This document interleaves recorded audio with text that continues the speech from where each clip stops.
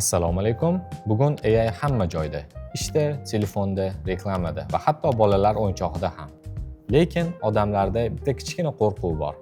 Men AI dan ortda qolyapman yoki meni o'rnimni AI egallaydi. Hozirgi daqiqada o'nlab AI haqida maqolalar chop etildi yoki GitHubda yuzlab loyihalar yangilandi. Endi savol bo'lishi mumkin. Aynan qaysi biridan qanday boshlash kerak? Ko'pchilik AI o'rganishni xohlaydi. Lekin qaysi AI, nima maqsadda, kim uchun? Bu mavhum. AI qiyin emas, lekin aniqlik yo'q. Shu sababli biz Harita AI platformasini ishlab chiqdik.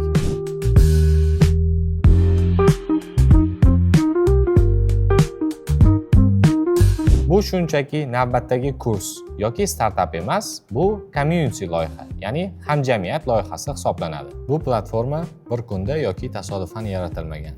Ushbu roadmap uchun 1 yil vaqt sarfladim. Ko'pchilik AI o'rganishda ikkita xatoga yo'l qo'yadi. Birinchisi, qaysi yo'nalishni tanlashni bilmaydi, ikkinchisi esa qayerdan boshlashni bilmaydi. Harita AI orqali siz qayerdan boshlash kerakligi va nimalarni o'rganish kerakligi haqida batafsil tushunchaga ega bo'lib boraverasiz. Bu akademik, faqat teoriyalardan iborat emas, balki real loyihalar haqida ham batafsil yoritib borilgan. Hozirgi kunda ko'pchiligimiz ChatGPT, Gemini kabi modellardan foydalanib kelyapmiz.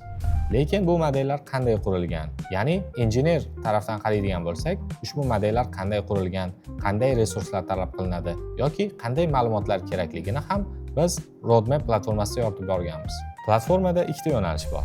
Birinchisi dasturchilar uchun, ikkinchisi oddiy foydalanuvchilar uchun. Deylik, siz dasturchisiz va AI model qurmoqchisiz. Bu uchun kerakli bo'ladigan ma'lumotlar qanday shakllantiriladi, qanday resurslar kerak bo'ladi, ushbu ma'lumotlarni platforma orqali bilib olishingiz mumkin bo'ladi. Va ikkinchi yo'nalishimiz, siz oddiy foydalanuvchisiz.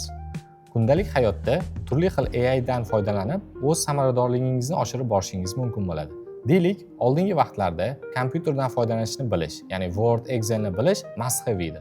Hozirgi kunga kelib esa barcha sohaga, deyarli barcha sohaga AI ni bilish must have, ya'ni majbur bo'lasiz, qisqacha qilib aytganda. Bu platformani bir o'zim qurmaganman, albatta sherigim bor. Sherigim ham shu yerda, olib ko'rsak bo'ladi.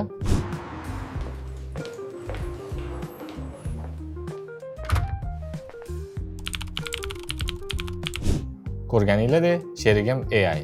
Shu video ham AI Studio tomonidan yaratildi. Agar AI ni chuqurroq bilmoqchi bo'lsanglar, blogimni kuzatinglar.